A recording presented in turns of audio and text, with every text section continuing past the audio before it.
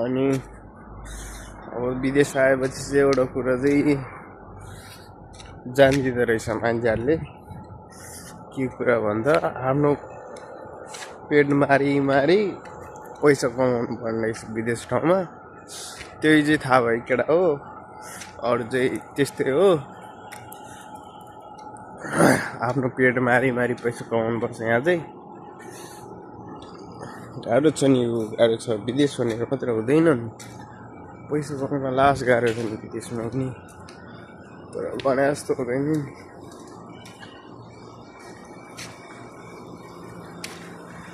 काम चाहिँ अहिले अलिअलि छ। अहिले एकछिनपछि चाहिँ फेरि पुरै हिँड्नै सक्दैन क्या।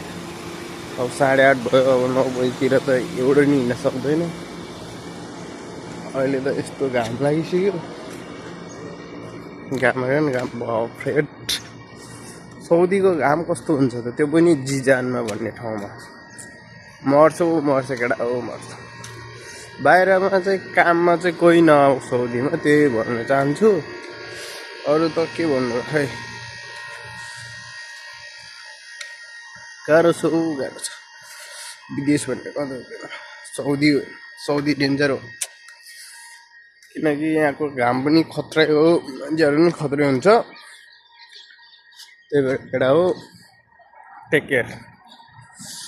यस्तो छ नि, यस्तो घाम छ मर्छ। अनि यस्तो भएपछि त हुन्छ त कहिले।